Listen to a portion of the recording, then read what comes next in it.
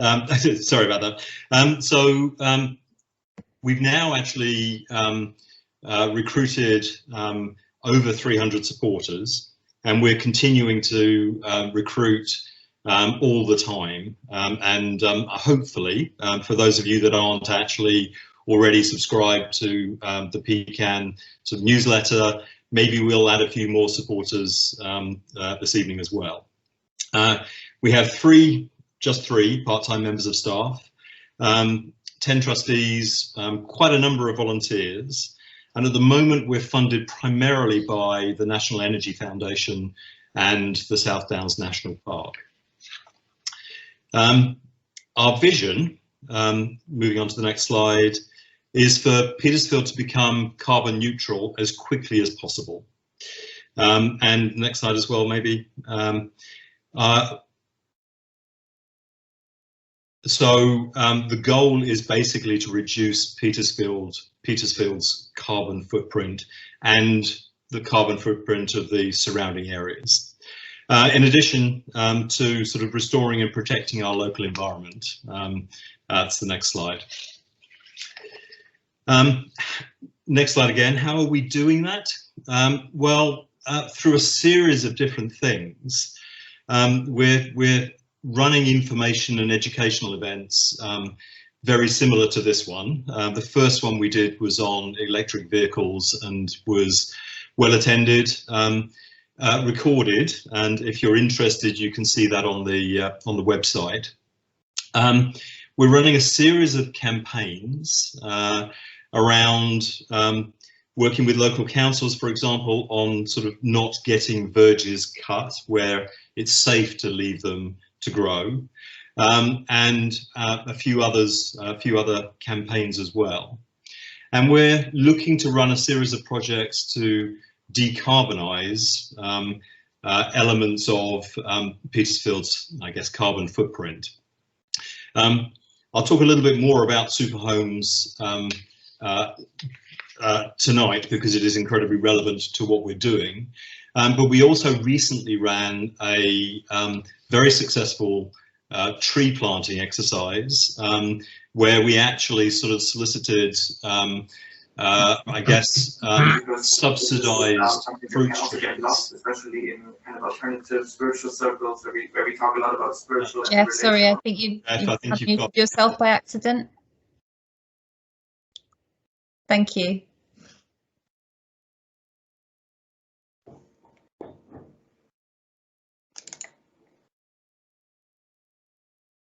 Peter, you're on mute. Peter, you're on mute. Yep, all right, thank you.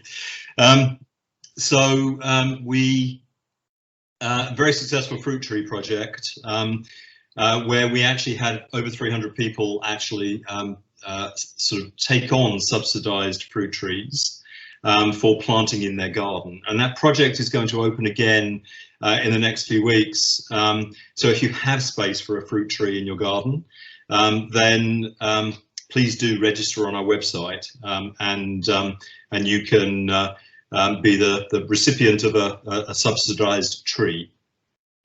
We'd also very much welcome you, if you go on to the next slide, to sign up to the newsletter, as I said earlier, and explore what we're doing around the super homes space. And we're always looking for volunteers as well. If you are interested in volunteering, then probably the best approach is to actually contact us at hello@petersfieldcan.org.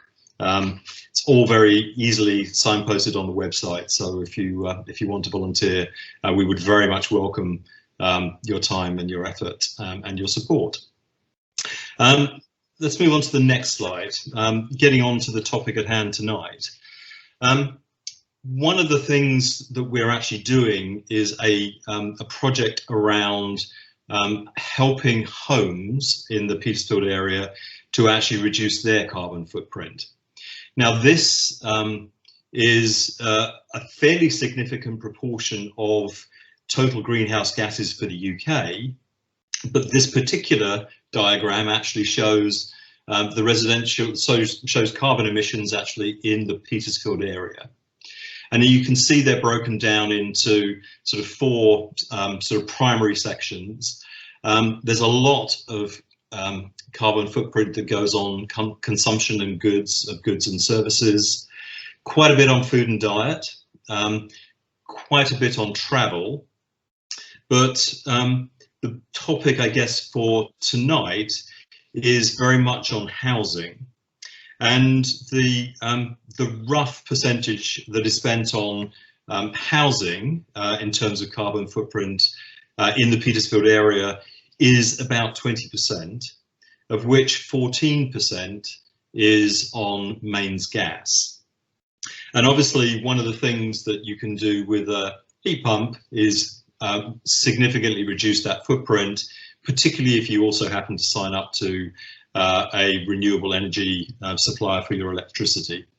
If we go on to the next slide, what we're doing with our project around super homes is we're trying to encourage people to invest in their home in a way that actually allows them to create a more comfortable, a more healthy home with lower fuel bills and a reduced carbon footprint, which we believe also would increase the value of your house as well.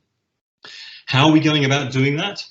Well, we're running a project which basically is looking to sign up householders who are interested in taking this journey.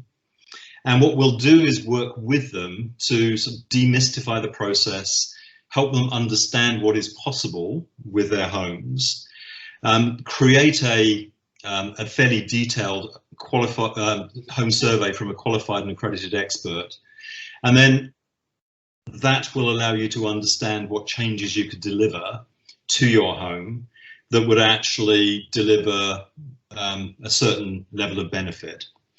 Those whole home retrofit plans cover a whole range of different things, from insulation, double glazing, solar panels, and to also heat pumps.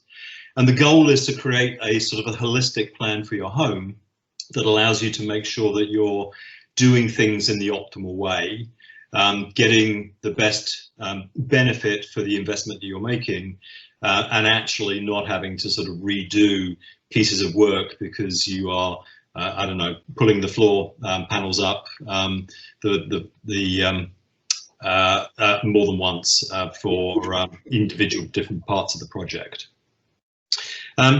We do that through a sort of an independent set of retrofit coordinators who will come in and actually do that survey for you, very focused on your own individual home.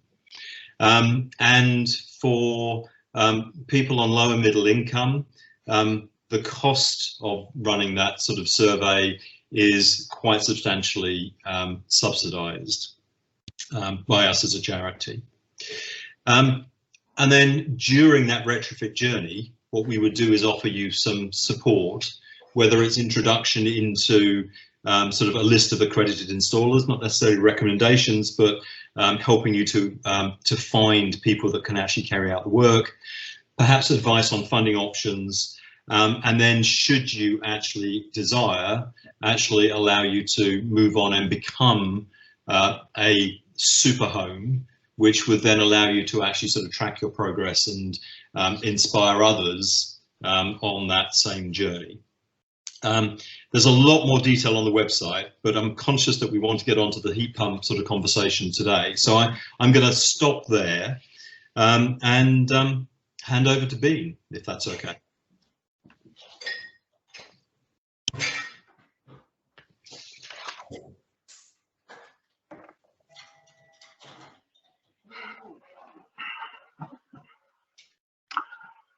Excellent. Thank you. Well, good evening, everybody.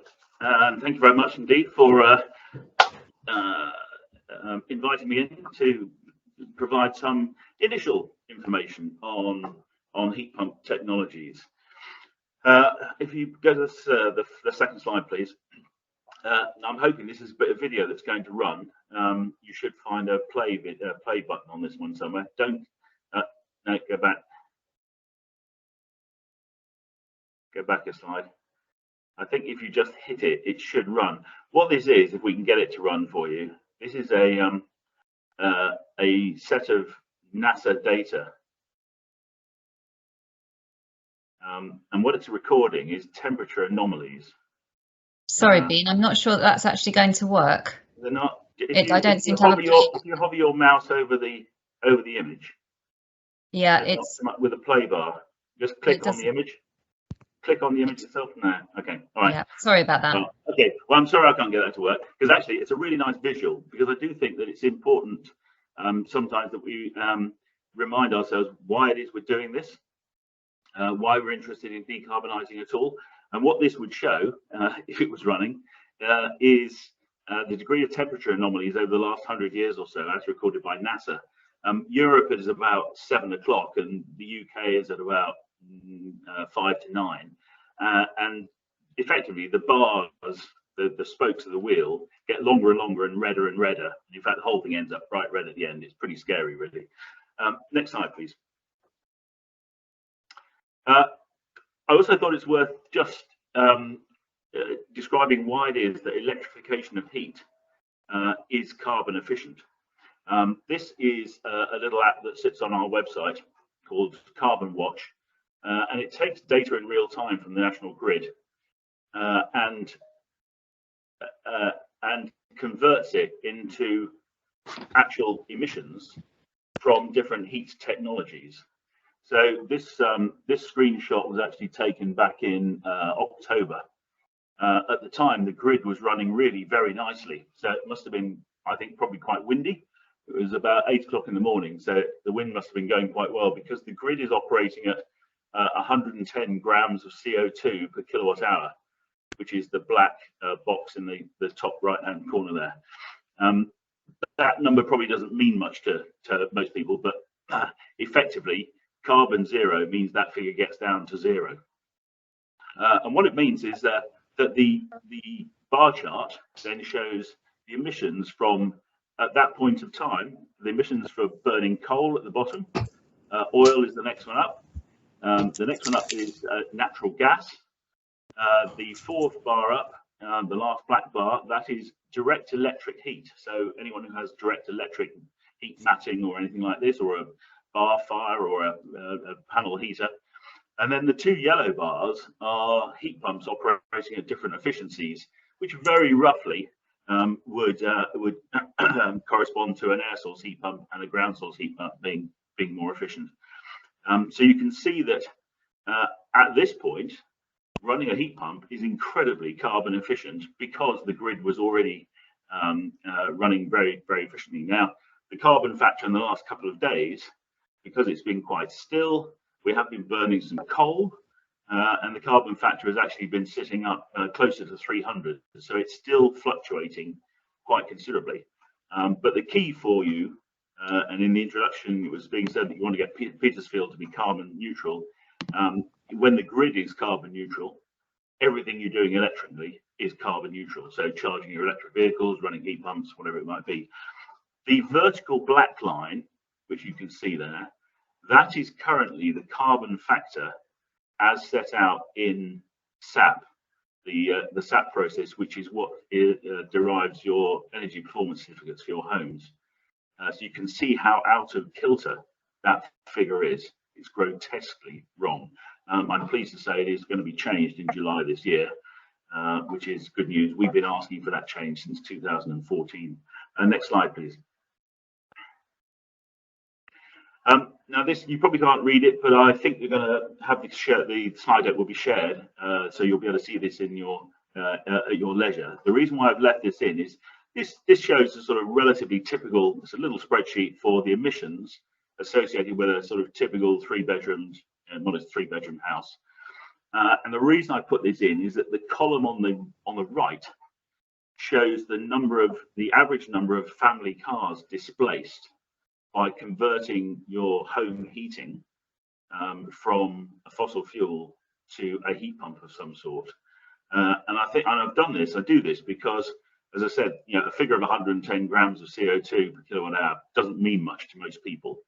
But if I was to tell you that by converting this nominal house from oil to a heat pump operating at 3.2 to 1, 320% efficiency, you would be effectively displacing the same amount of carbon as taking 1.5 average family cars off the road permanently. So, you know, that's the sort of impact you can make by decarbonising your homes. Next slide, please. I've been asked to tell you a little about how heat pumps work. And at this point, if I was in a room and you're all out there, I would be saying, okay, hands up all those who've got a heat pump. And I might get a few hands. I can see 1 or 2 in the little gallery screen coming up, 3, 4. Oh, they're quite good. Very good. The rest of you, I'm afraid, have failed the exam question because you've all got heat pumps. And this is a really important thing to understand, because there's this feeling that heat pumps are somehow new and they're some sort of scary new technology. Not a bit of it. You've all relied on heat pumps to keep your milk fresh and your peas frozen for decades. Many of you have got air conditioning in your cars. It's another heat pump. Some of you might now even have heat pump tumble dryers. So they're actually everywhere. This is not scary new technology. That the first heat pump predates the first fossil fuel boiler. But anyway, so what we've got on screen, it actually shows a ground source heat pump, but it doesn't really matter. The concepts are the same. So inside the box, we have 2 heat exchangers. We have a compressor, which is where we're doing the work, the electrical work, and an expansion valve. So effectively, we have a sealed circuit inside the box in which we have a refrigerant of some sort. At the bottom half, in the bottom left-hand corner, if we start on this circuit, and this is a hermetically sealed circuit in domestic units, the package arrives fully sealed. Nobody ever has to interfere with the refrigerant circuit. So on the bottom left-hand side, where it says evaporator, and it's blue, and it looks like a liquid, that is exactly what we've got. We've got a refrigerant, which is effectively a liquid, sitting in the bottom of that heat exchanger. We bring in an energy source from outside. Now that could be air, by passing air over the heat exchanger with a fan. So you'll see them on the blocks, and we'll show some images of them in a minute. And that source of heat, and bear in mind that there's a lot of heat in air, even when the air temperature is below freezing, centigrade, I should say. That energy is enough to boil the refrigerant. So you can see as we go to the top of that evaporator, we've now got a gas. So our refrigerant is now in a gaseous state. And you will all remember, won't you, because you were very good students, I know, that you from your school days, you can't compress a solid, you can't compress a liquid, but you can compress a gas. And when you compress a gas, it gets very hot. And the demonstration of that, again, from your childhood days, was that when you put your finger over the end of your bicycle pump and you pumped the piston, it got hot. That's exactly what you were doing. You were compressing a gas. So we put our gas, our now gaseous refrigerant, into the compressor. And this is where we're using the electricity in a heat pump. So this is where the bulk of the energy is being used that's coming from the grid. And we compress the gas, and it gets very hot. And we can control the temperature that we end up with. So on the top right-hand corner, we've now got very hot gas. And we put that into the second heat exchanger, the condenser, and that's where we transfer that thermal energy into the circuits that go into your house. Here it shows it going into a radiator circuit, but it could equally be going into a hot water cylinder or underfloor heating or anything else. As that energy is transferred across, obviously the refrigerant starts to cool down. We put it into the expansion valve, which takes the pressure off it, and it returns to a liquid state. And that literally, that continuous cycle keeps running around. So that is what we're doing. We're harvesting a large volume of low temperature thermal energy from a source, air, water, the ground, and we're using it, compressing it through the refrigeration circuit cycle to generate a smaller volume of very high temperature heat, or high temperature heat. So that's all it's doing. And it's exactly the same as your fridge. And you'll see the evidence for this. Obviously, inside your fridge is cold. If you reach around behind it, and the coil behind it, you'll find the coil is hot. So it's exactly the same process, but running the other way around. Next slide, please. I thought it's worth just showing you a little bit about what they look like. Some of you obviously will be familiar if you've got these devices. Air sourced on the right-hand side. The bigger unit with twin fans, that's obviously designed for larger properties. That unit still only has one refrigerant circuit, but it just allows you to run the fan on a lower power setting when the heat demand is modest. So in the shoulder months of the heating season, so October, November, when you don't need both fans running. The bottom center is a domestic scale ground source unit. That's about the size of a under counter fridge or washing machine. And I've left the image on the top left hand side because they're interesting because they've got built-in cylinders. They're actually both they're ground source heat pumps. The one on the extreme left is actually two heat pumps bolted together in a single cabinet, which you'd use in much bigger homes. But the other two have got cylinders in, and it's quite a good way of saving space in the house. So the heat pump sits on the bottom, it's all in one cabinet, cylinder above, and there's a couple of different nuances to those cylinder types. You can see they're slightly different. One of them actually does instantaneous hot water, so it's effectively a replacement for a combi boiler. So it has no Legionella risk or whatever, quite useful for landlords. Next slide, please. Also, I thought it was worth reassuring you that we can work with any emitter type. There's a lot of myth about heat pumps and being told you have to have underfloor heating or whatever. Not a bit of it.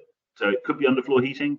It could be standard panel radiators. It could be column radiators. It could be existing cast iron columns. We're quite happy with that. Trench heaters. The image on the bottom right-hand side is a trench heater. And then in the middle, we've got a fan coil. We don't use those, we tend not to use them in residential settings in the UK, but that's exactly what you would see in a shop if you look up to the grill in the ceiling of a shop, or if you look into, when you walk into a hotel room, in many instances, the ceiling height in the lobby is low, and you walk into the room and the ceiling height raises. If you look back behind you, there's a grill. What's sitting under the grill is a fan coil. So any emitter type, it's all about getting the sizing and the design of the emitters correct. Next slide, please. I also thought it was important to reassure you that any property type. Now, there's a lot of talk again on the web and in the chat, chatter about how you can't treat what are called hard to treat or period or listed homes with heat pumps. I'm afraid that's complete nonsense. We've got several in and around the Petersfield area. Listed houses that are operating quite nicely on heat pumps, and in fact we've just treated Bath Abbey, 1,000-year-old Abbey building, leaks like a sieve. That is now heated with a water source heat pump. So it doesn't matter to us whether it's a block of flats or it's a terrace, period terrace cottage or a new build development. The image at the top there, that's a school actually, and the reason I've left that in is it's quite nice from a heat networks perspective. If you've got a big central user to sit in the middle of a network, if you were putting in a heat pump driven network.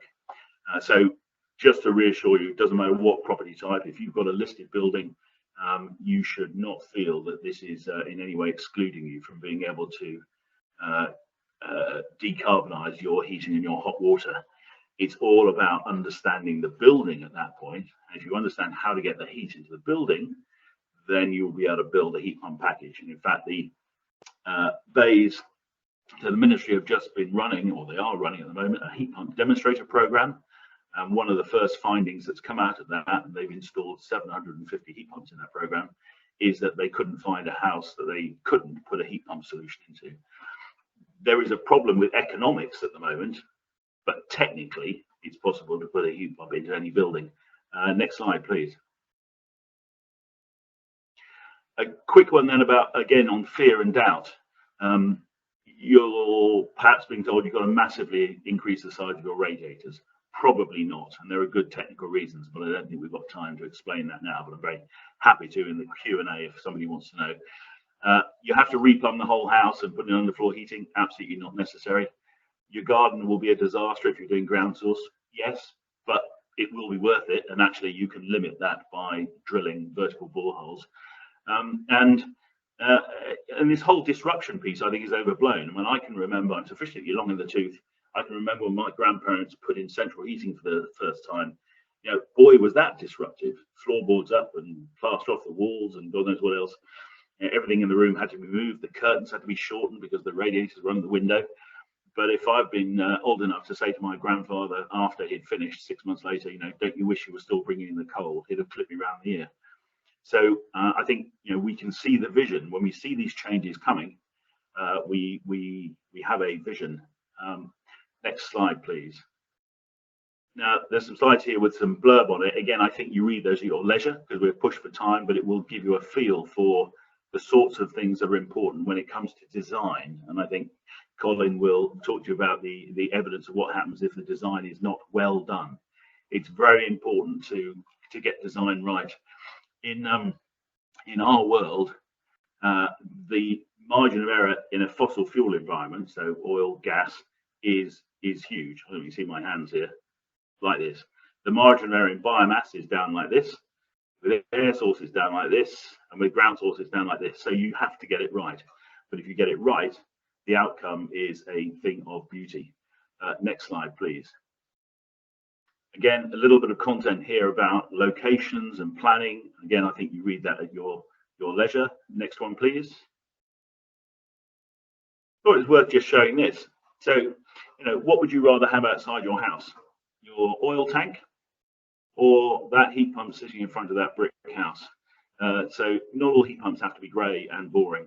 I think that the evidence is pretty good. And I've included the image on the right because this is the sort of latest generation of devices coming through.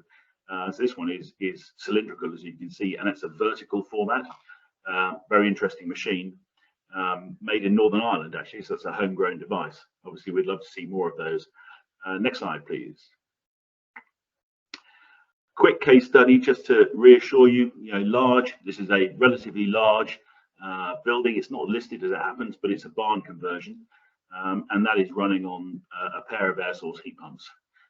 And it's as you can see, it's displacing the equivalent of over 4.5 average cars displaced on quite a significant size house. Next one, please. A little bit there on building regs and EPCs. So in the new version of building regulations, there is, unfortunately, is not a mandate. It is stopped short of being an absolute mandate, but there's a recommendation that all heating systems, regardless of the source, should be sized and designed to operate with a flow temperature of 55 degrees. The key reason for that is that is the temperature which ensures your boilers, fossil fuel boilers, are operating in condensing mode, and 55 degrees actually is a reasonable starting point for a heat pump system.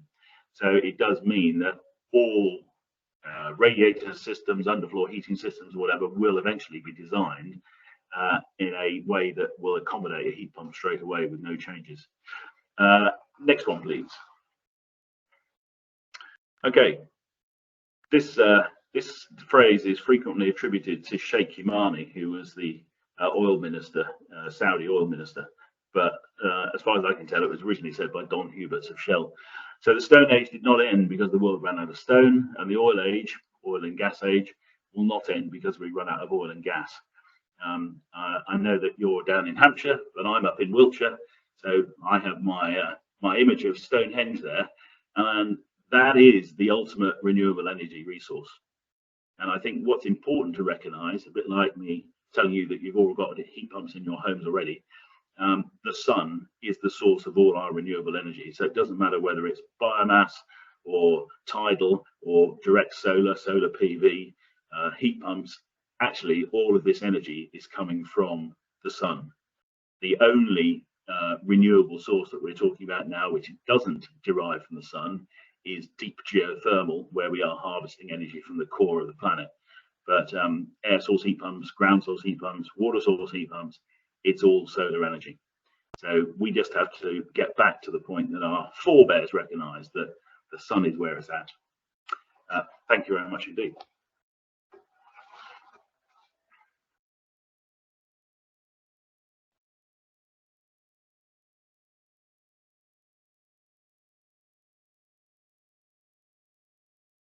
Peter, I think you're on mute. Thought I'd take myself off, sorry. Thank you, Bean. I think maybe there's one question that's just come up in the chat, which is worthwhile just covering off maybe before we move on to Colin. And that was from Brian Griffin. who says, in relation to ground source heat pumps, is it correct that over short periods of time the ground will cool, giving a less effective heating system? Okay, simple answer to that is if you do it badly, yes. If you do it well, absolutely not. If the ground array is undersized, so the pipework that's in the ground, it doesn't matter whether it's horizontal or vertical. If that is undersized for the property, then you will cool the ground. Absolutely, you will. If the system has been designed correctly, then at the start of each heating season, so let's say 1st of October every year, the ground temperature will be back to where it is. So in a horizontal environment, we are relying on the summer to warm the ground back up again. So as you take heat out, you will be reducing the temperature gradually. The key is not to reduce it too much, but and to get to a position where the ground is fully recharged by the time the next heating season starts. If at each successive start of heating season your ground temperature is lower than it was the previous year, you've got a problem. But it's perfectly possible, if you get into bed with the right people and the design is good, that you will absolutely not overcool the ground. Wonderful, thanks, Bean. Colin, over to you. And you're on mute. Okay, we got it. Right. Thanks very much. I'm just going to share my screen. Can you see that okay? Yes, we can. Okay, I'm going to leave the screen like that because I've got a technical problem with so it'd be much easier if I can just leave the slides like that without doing the slideshow, if that's okay. So thanks very much for that, and thanks Bean for that. Was I really enjoyed that presentation. I actually know some of the people who are in the audience tonight, so hi to those of you who I know. As was introduced, I work as a consultant and a researcher and an auditor in the renewable sector, and I work mostly for a consultancy called RB&M, and we've got one mission, which is to give consumers the power to make informed decisions in the low carbon energy transition. So a great deal of our work is focused on information that people are given at the point of sale, and that's where I do a lot of auditing around performance estimates and particularly the performance information that consumers are given. I'm going to talk about 3 research projects in particular which I've been involved in, and I also know that there's Lorraine Haskell, who's from the MCS, which is the certification body in the UK that certifies products and installers, and it was MCS that commissioned RB&M to write the Renewing Britain report. That's a report on demographics and the carbon saving of the renewables rollout in the UK. And the other project is heat pumps in UK's decarbonisation, which is a project, an RB&M project, which examined data from Ofgem on 2,000 actual domestic installations. And I also want to talk about a research project that we're actually involved in at the moment. Lorraine and I are working on with our colleagues. I'll start with that one. And basically that is about drivers and barriers to the heat pump rollout and the rollout of other technologies, but there is a focus on heat pumps and solar PV in particular. And really that project is about better understanding hopes and fears. I'm not going to read all of these out, but I think some of these issues will resonate with many people in the audience. And fears include things like the cost, the hassle, ongoing fuel bill increases, lack of consumer protection, hidden costs, ugly emitters or heat pump units. And those are, things that are obviously valid, some of them. They're real fears. And then there's things that people hope they might gain from changing their heating system, and that's things like, for example, reduced fuel costs, lower carbon emissions, quiet, efficient heat, being a pioneer, doing something about climate change, and future-proofing your home. Now, we've just started this project, really, and we're using a very large-scale consumer survey. We're just getting some results from that, and we've ran a few focus groups as well.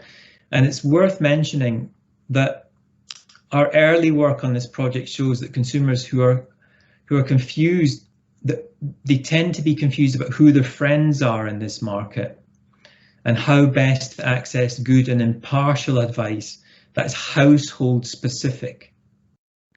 Now, I think this is really important, and I'm dwelling on this slide for that reason.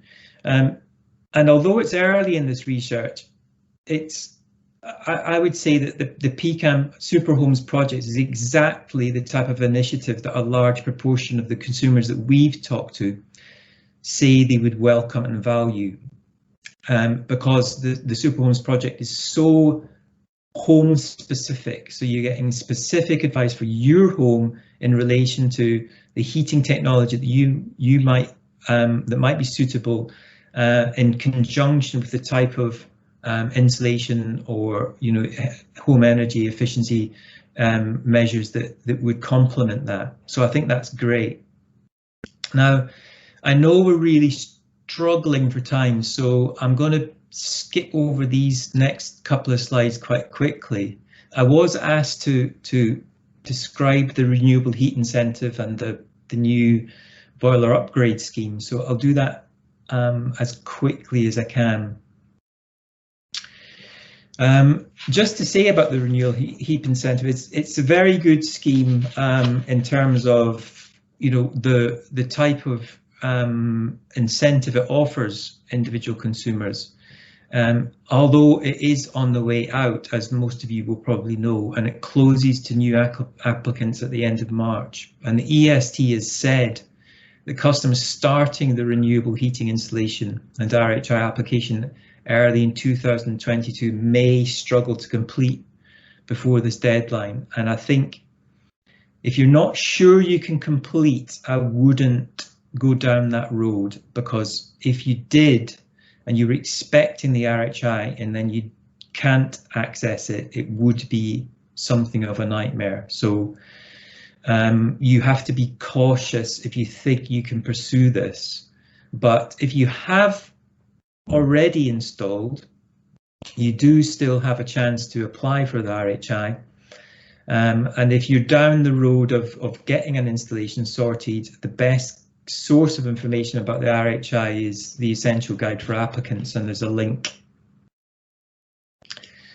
So this slide carries some more information about the RHI. The payments are paid over 7 years, and they are substantial. So for a property with a 16,000 kilowatt hour demand, you are looking at about just over £1,000 a year in return if the heat pump is delivering 3 kilowatts of heat for every 1 kilowatt of electricity.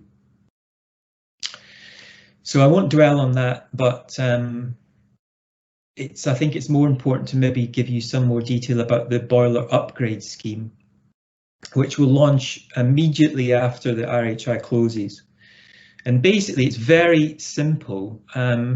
Instead of it being based on your heat demand, you would be given an upfront capital grant of £5,000, and that is available per household. It does require MCS accreditation, which is the certification scheme. Now, the grants will be paid from a pot of £450 million that's been put aside at the moment. and that limits the numbers of homes that can benefit to just 90,000, and that really is roughly the number of heat pumps that have been installed under the MCS scheme up until now. So the hope is that that pot will be increased, but there are no guarantees at that on the moment on that. The scheme will last 3 years. I would very much predict that the scheme, that money would be used up within the 3 years. Yeah, again, the scheme is designed to bring the cost of renewable installation in line with the cost of a new gas or oil boiler, and the government hopes that this will buy some time until the industry is able to bring the cost of installations down towards the costs of a fossil fuel boiler. And the government has said it expects low carbon heating systems to become the obvious affordable choice for consumers. I'm going to say a bit more about the boiler upgrade scheme in a moment. I want to say a few words very briefly about Renewing Britain, which was a groundbreaking report which I co-authored, which was made available last year. And basically, I'll summarize this really briefly. It focused on the three or four main renewable technologies, and it found that the heat pumps are the rollout is really focused on rural and remote areas that are off the gas grid, and the demographics of that rollout shows that households that install tend to be professional or skilled owner occupiers aged between 30 and 64 in single or two-person households. 8 in 10 are installed in detached or semi-detached homes. And in the 10 LAs with the highest percentage of air source heat pumps, an average of 60% of homes are off the gas grid. Now, that may sound like it's disappointing news for areas that have largely on the gas grid, but there are very important exceptions. This shows the correlation between rural and air source heat pump installation. And it's amazing to think that there is a genuinely mass market in some places. For example, the Western Isles in Scotland has 10% of properties, homes with heat pumps, and Orkneys have 6.5%, and Shetland's 4%. These are the LA areas in the UK with the highest percentage. So these are areas that are, have very high heat demand. So it's not surprising that these people are looking to have as efficient as heating as possible. But I looked at East Hampshire and where it ranks in the nearly 300 LAs of the country, and it's 114th with 0.44% of properties, homes with heat pumps, air source heat pumps, that is. But outliers are important. It's really important to realise that 15.5% of East Hampshire's households are off the gas grid. So that's more than average, slightly more than average, the average LA area. But it's almost the same as Stroud, and it's actually South Lanarkshire has fewer households off the gas grid, which are only 10%. Yet both of those have very high installation rates of about 1.5%. So there are these areas that buck the trend. So even though there's quite a small percentage of homes that are off the gas grid, it is possible to have very high installation rates. And now our report goes into a lot of detail about learning from success stories and so on. And I'm sure other LAs will be learning from super homes, in the future, because it sounds like such a fantastic project. So I won't dwell on that report any longer. I just thought it would be interesting for you to have the East Hampshire figures. If you would like to look at that report in more detail, the link is on the slides. So going back to the economics, we also found in that report that in 2019, the average cost of a 10 kilowatt air source heat pump was about £10,000. And more recently, EST estimates that the costs have ranged from about 7,000 to through 13,000. In my experience, costs can be much higher. And they do vary hugely from installer to installer. So, you know, it's a case of, you know, shopping around and doing homework, but not necessarily thinking that the cheapest will be the best deal. I think that's very important. Costs are obviously much higher for ground source, but you do generally get a more efficient system with ground source. When I was briefed about this, you know, giving this talk, I was asked to, you know, it was to focus on the economics, and unfortunately, it's impossible to talk about the economics without talking about coefficient of performance. And there's a lot of confusion about these terms, and I think it's important maybe just to examine these terms before I go into a bit more detail about the results of the other research. So coefficient of performance is the efficiency of the heat pump at a point in time. If you have a coefficient of performance of 3, it means there's 3 kilowatts of heat energy being generated from 1 kilowatt of electricity being used by the heat pump. The seasonal coefficient of performance is a factory-based product assessment, which gives you the efficiency of a heat pump for a given flow temperature, and that's really a product metric.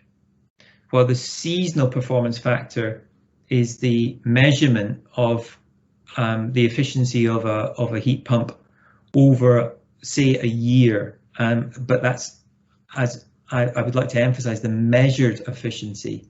So the efficiency that's being experienced by the user, and that usually refers to system efficiency. Unfortunately, Ofgem describes installer forecasts of efficiency as the SPF, which is very confusing. And what's really happening there is they're using SCOP estimate to estimate the future SPF. Now, there's been some research done on efficiency and performance claims, and I won't dwell on that research. But what research has been done is that they have not found that SCOP efficiencies are reflecting the actual efficiencies experienced. There's some controversy of that research, but there is generally intense scrutiny and debate about these issues that's existed for several years. My own research on performance claims by some installers has found that you know, there is a gap between what consumers are experiencing and what is initially claimed by some installers. And REC has highlighted poor practice and performance claims at the point of sale. So this is something that the industry is aware of, and there is a lot of attention being given to this issue. So to contribute to RB&M's work on the evaluation of performance claims and estimates, we asked Ofgem for monitored data that reflects the use of heat pumps in actual homes. And this was a 2-year research project which was published earlier last year. We looked at actual data from over 2,000 real actual installations that are monitored under the RHI scheme. And the Department of Business and Enterprise and Industrial Strategy, that's BEIS, has carried out similar research with similar results to what I'm just about to show you. So I'm going to look at this briefly. Are we okay for time, Peter? Because I'm conscious that we've hit 8:30 now. Maybe just 5 minutes more, if that's okay. Okay. So I'll be quick on these slides. Basically, what these show is that there's a disparity between actual efficiencies and the predicted efficiencies. And what we tend to find is that the installer forecast efficiency may be around 3.25, while the actual efficiency is about half of one of those units below that, so it would be around 2.71. So that was air source. Ground source is similar. So the bar graphs show the actual efficiencies in the blue columns, while the predicted SCOP efficiencies are in the grey columns. A way to visualize this is that each of those blue dots represents the forecast efficiency, and for every blue dot there is an orange dot, and that reflects the actual efficiency. So what we're seeing is there's almost no correlation between the predicted efficiency and the actual efficiency. With some of these are particularly low, under 2.5 and around 2. So these installations are not performing well, and that there may be a range of reasons for that. This is the equivalent for ground source heat pumps. Now, there's limitations to this study, and it was a very long and involved and difficult project, but like all field trials, it was not a controlled experiment. It only relates to a specific subset of RHI installations, and we don't know if it's representative of all heat pumps or even another cross-section of heat pumps, but it does add to the body of literature. And I was also briefed to try and describe financial outcomes, and I wanted to, I'll focus on these 3 slides a bit, and then I'll wrap up after some conclusions. So the financial outcomes here, if you take fuel prices from last year and you look at that graph and you assume that you've reduced the cost of a heat pump installation from £10,000 to £5,000, then the light blue line shows the forecast benefit of installing an air source heat pump with that electricity cost, with an oil cost of 4.81 pence per kilowatt hour. And you contrast that with the actual performance, that's the dark blue line. You're seeing that you're actually you're not saving money. You'll be spending more money against oil using last year's fuel prices. Now, using November last year, these are the latest reliable figures I can get, with an electricity price of 20 pence per kilowatt hour. Then the situation is worse. So your actual performance is over the years considerably worse than oil if oil stays at the same price. However, this is all very, very difficult, because if I go to the next slide, if you assume that you've got the bus, the boiler upgrade scheme, £5,000, and you also have to factor in the fact that during this spell, you would have probably bought a new oil boiler.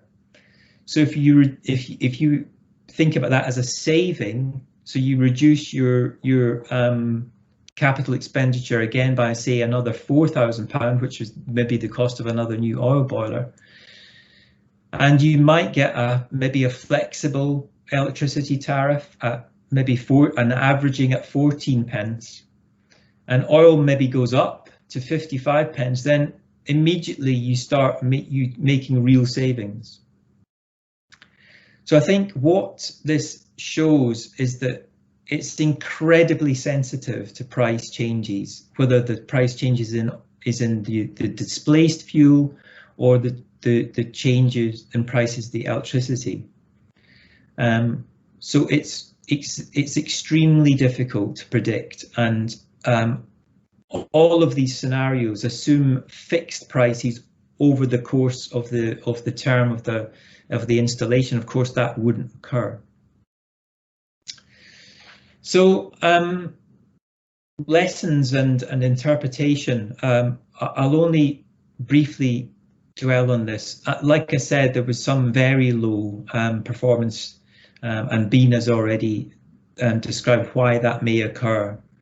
But I want to talk more about the positive findings. There was the average ground source SPF, so that's the actual performance, was above 3 in 2 samples, including the whole of the combined sample. And the frequency distribution of when I looked at this in detail, 25% of the ground source heat pumps had an SPF above 3.5, which is actually really good. And 24% of the air source heat pumps had SPFs above 3. So that is very encouraging. And the full report I've given a link to.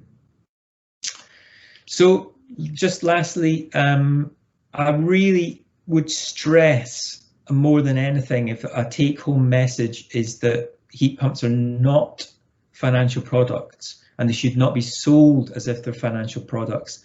And terms such as returns on investment that are often used in sales literature are not appropriate.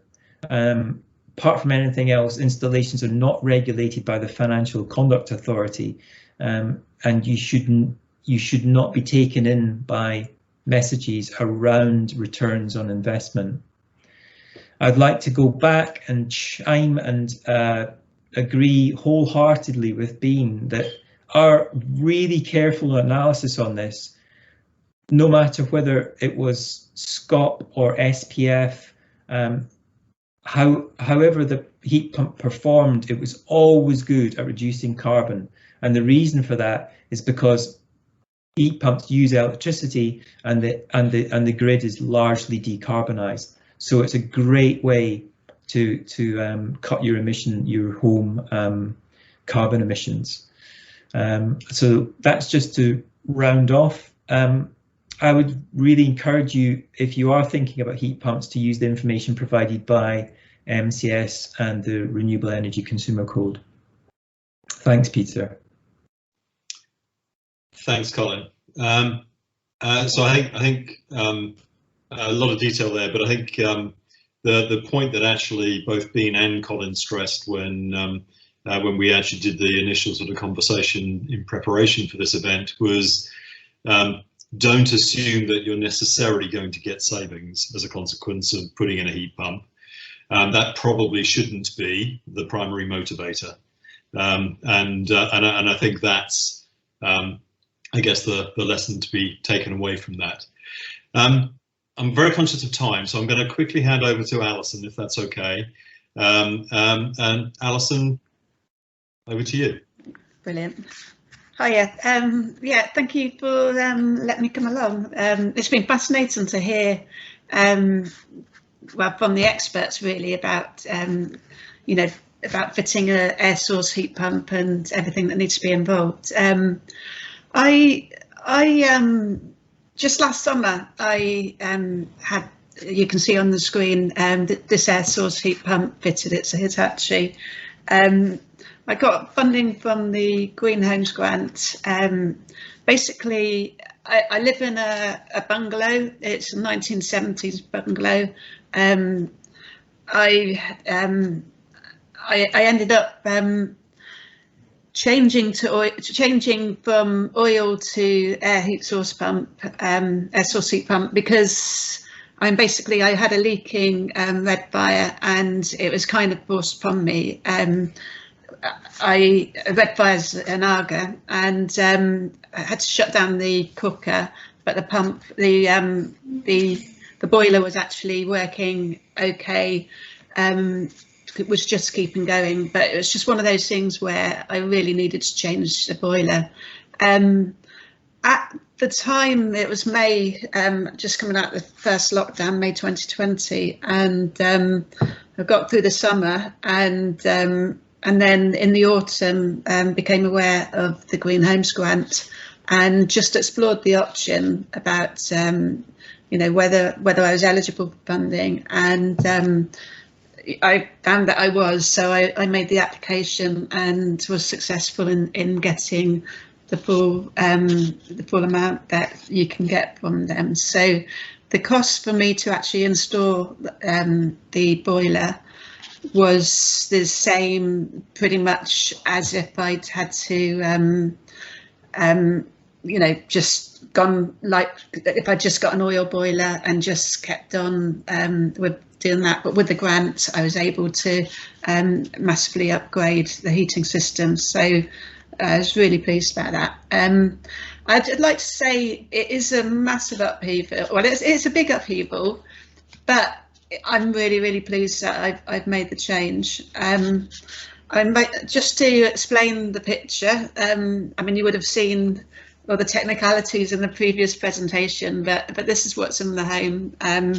The top left, that's the air source heat pump that's outside.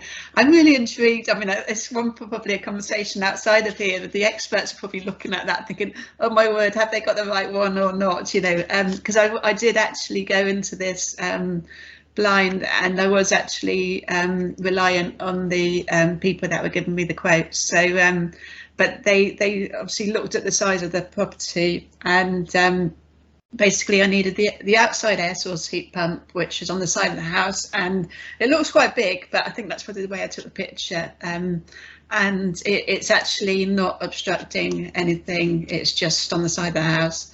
And in the middle picture is I needed a second unit. That we were talking about being in the central part of the property. It's just to make sure that the house was warm enough for. I mean, it's not a very well insulated house, so it is quite wasteful on the energy. So that was again a bit of an upheaval before that took place. We had to knock down a cupboard and make space, so you can obviously see where the flooring's a bit different, because that's where the cupboard was previously. And then to the right, we had to change the water tank, so basically that was completely ripped out. And with all of this, talking about the upheaval, is I lost two cupboards. I lost the airing cupboard, so like all the sheets and the towels and all of that. I'm saying it practical and the realities of what it's like being done in your home. And also I lost a cupboard that I used to keep my tennis rackets in, all sorts of stuff. And it's like, for a while, it's like, where do I keep all of this stuff? So that was a bit of the change that was happening. I mean, because of my financial situation, I kept the existing radiators. I wasn't able to completely change those. So it's a new heating system, but running on, the original radiators. So it's I've made the change as far as I can, but I'm conscious that there is probably more that I could do. I mean, just the practicalities. What's it like to have the work done? Because once you get the Green Homes, the Green Homes Grant doesn't exist anymore. Just want to put that out there. It ended on the 31st of March last year, and basically once I got approved, I had quite a quick turnaround that I needed to actually get it fitted within a certain time span. So so the people that gave me the quote made that happen. So within about 3-4 weeks already this was being fitted. It's a pretty big job. On the the team of plumbers and electricians turned up on a Thursday. They worked intensely Thursday, Friday, a bit of Saturday, and came back on the Monday and finalised stuff on the Tuesday. And I'm a single parent. I've got a child. So it's school holidays. It's one of those logistics that, no power, cold house, obviously in cold water. Thankfully, it was the summer, so we could, it wasn't like we needed the heating, but it was just our home got taken over, so we just had to go out to IKEA or all sorts of places for the day just to give them the space to get on with the job, and but I mean, what I would say is the people that came and did it, they were. I thought, from what I saw, the good quality. They were making good progress every day. We didn't have a survey before the start because the Green Homes Grants didn't do that, and that's one of those things. With hindsight, a survey would have been good. The people that were fitting it were saying that they should have done a survey, and so it was almost like we got the job started, but then it's like the wiring wasn't necessarily to the standard that it needed to be, so you had to do that. And but they were on the job, almost like assessing it and just making it work, really. So I was really impressed by that. And even to the point of, on the final day of testing on the Tuesday, they got it all running, but because it was an old system, as in the radiators, the filters was clogging up very quickly. So they had to obviously, get a more effective filter. But they, as I say, I was really pleased with what they did, and I feel quite confident that I've got an efficient boiler, that's running, doing. I mean, it was better than what I had before, and but I'd also like to say that for me, the job's not completely finished just yet. Well, it is. You'll see in the top middle, there's a cupboard with 2 doors. I mean, it's not been plastered at the top and stuff and painted, but basically the middle boiler, that's, you can get a slight hum from these. So I've sort of fitted a whole soundproofing built-in cupboard to the point where I've actually been able to add in a washing machine into there as well. So it's almost just, by doing this, it's made me think a bit differently about the layout of the way my property works as well. So I've moved things to different places. So it's just kind of seeing it as a way to upgrade my home, basically. So yes. Yeah, so I mean, all I can say is, again, just hearing about the I mean, in terms of the pros and cons, I mean, I would say my experience of it is it runs really well. The thing about having an air source heat pump is it's much more, well, I was told it's much more efficient to keep the temperature pretty constant. You're not actually, with the oil boiler, I was always worried about running out of oil, or if I'm out for the day, or the heating would be off, and then you've got a lot of warming at the house, whereas the house is just at a more constant warmer temperature, which is really good. And also the hot water is there. There's a slight hum that can kick in, but obviously with the soundproofing in the cupboards, that's better. And I'm a little bit deaf, so it doesn't bother me. But my child, my child sort of says that it doesn't actually. That you just get used to the sound, to be honest. So it's not. It's hardly anything, basically. I mean, a washing machine would make a lot more noise than the sound of an air source heat pump. So yeah. So I mean, just talking about, I'd like to also just summarise about the pros and cons of installing it. And you would have probably heard it, some of it in Bean's presentation, especially. This is the pros for me about making the change is I'm not reliant on an oil heat system. So, you know, in the summer there was a smell of oil if it's quite warm, you know, just outside the house. When in the winter, when it gets really cold, you've got your oil, you know, just at full. Your heating's at full, and your oil tank's just going down. And there are times when you run out of oil and you've got to wait a couple of days before, you know. So to not have that at the back of your mind is really good. Yeah, and also I feel like I've done my bit in terms of what I can do in my home. I can still do a lot more in terms of insulation and different things. So, but in terms of making my home more greener, what was wonderful on the second day of having the installation, I went down to the road to the swimming pool to have a bit of, you know, swim, and I couldn't use the shower here. And I was listening to Radio 4 on the way back, and it was on how to make your home more you know, greener. And they said change to a renewable provider for the electricity. So what was so nice was to change the heating system, but also change my provider to the point I buy from the national grid. Obviously you can't guarantee it's the renewable coming into your system, but I've chosen to purchase my bit to the point where if we put the demand on the national grid that we want renewable energy, I think we'll end up, you know, we need to almost be consumer led to force that change to be more renewable as well. So yeah, and then yeah, so obviously I've got a more efficient system, and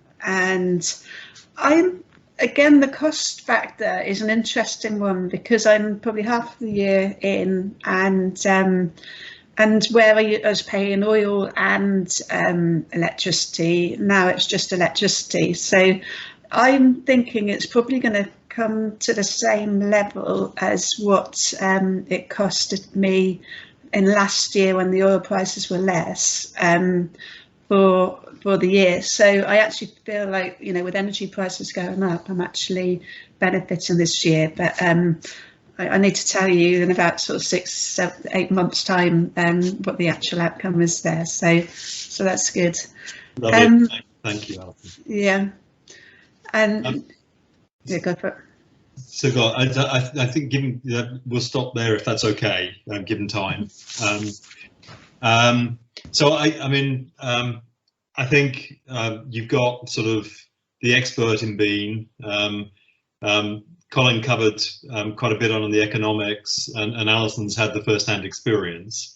I'm conscious that there were a lot of questions going on during the session that Bean was answering on the chat session. I wonder, Bean, do you want to sort of try and summarise some of the key themes that came out of those questions? Yeah, yes, I'll try. There were a couple of points that I really wanted to make, and yeah. Colin's absolutely right. You shouldn't do this for financial reasons. You know, people got into the very bad habit of considering changing from fossil fuels to a renewable solution as a financial instrument because of the subsidies, particularly the feed-in tariffs, and then latterly the launch tariffs for biomass under the renewable heat incentive. And installers were then flogging these systems based on it's a financial return. The return is a simple one. You're warm and you have hot water. If you change your oil-fired boiler or your gas-fired boiler, you don't ask the plumber what the return on the investment is. You just do it because your return is being warm and having hot water. And in our world, of course, we would add to that and say the return is that you are decarbonising and contributing to what we all need to do. The couple of points I just wanted to actually really make is the question about capital cost. People are making a comparison. 2 grand to replace my boiler, 10 grand for an air source heat pump. It's not like that. 10 grand buys you a heat pump system. You're getting everything new. Cylinders, valves, pumps, the whole lot. They're all more efficient. They've all got new warranties. There's a huge amount of value buried in that additional capital cost.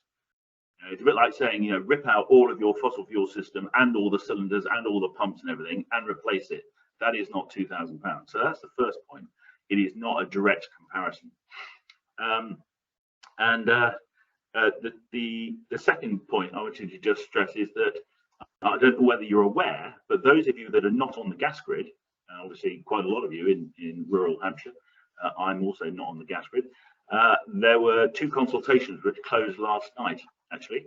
The important one for you as individual homeowners is that the intent from government is to stop people replacing or installing new fossil fuel boilers off the gas grid, so oil and LPG, starting in 2026. That is only 4 years away. So we're all going to have to get to grips with this. It doesn't mean that you've all got to take your boilers out in 2026. It means that when your boiler falls over and reaches its end of natural life, beyond the start date of this policy, if it is indeed 2026, say this was a consultation only, then you will need to do something else. And whether that something else is biomass or a heat pump, the government policy is to lead with heat pumps, just so you know. So just be prepared for that, those of you who are not on the gas, grid. And you know, very quickly, someone said, what about heating the house on economy 7? You can actually configure a heat pump system that will allow you to do exactly that. Colin touched on using off-peak tariffs. That's exactly that. You can do exactly the same as you would with an electric vehicle. You need bigger thermal storage because you've got to charge a thermal store and then heat the house from the thermal store when electricity is expensive again. But absolutely, it can be done. And flexibility, so that is what we would call flexibility, is an enormous part of how we are going to fund this whole transition from UK PLC's perspective. Imperial College think that flexibility is going to be worth nearly £17 billion a year by 2050. That's a huge amount of money. Yeah, I would echo that flexibility point.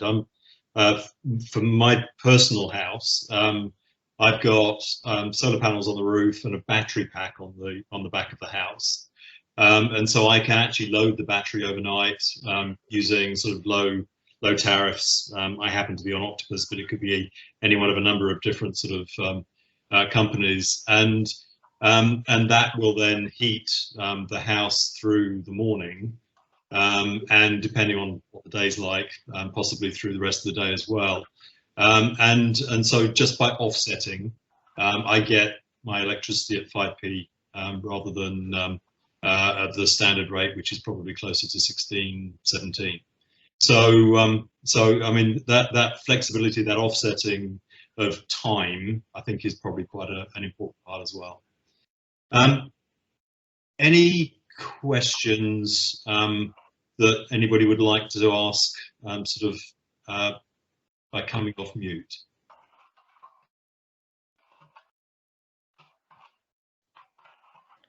Well, if nobody else wants to, can you hear me? Yes, we can, Jeff. Thanks. You can hear me, right. Very interesting. You are focusing, and entirely appropriately for the name of the programme, on heat sources.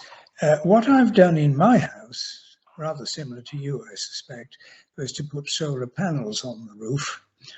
And I produced 4 kilowatts from that, and I've replaced all, and I've thrown the boiler out, and I have German electric panel heaters, which are all programmable in the various rooms. So, for example, the bedroom's on for 2 hours in the morning and 2 hours at night, and that's it. And similarly, other rooms in the house the same way. The other thing I wondered was, you are trying to capture heat at an energy level which is relatively low near the surface of the ground. I seem to remember, I'm not absolutely sure on this, but I seem to remember in the last village I lived in, which was Bignor, about 20 miles east of here. The guy down there had drilled down a couple of 100 meters until he got into rock, which was warm enough to be supplied directly for heating.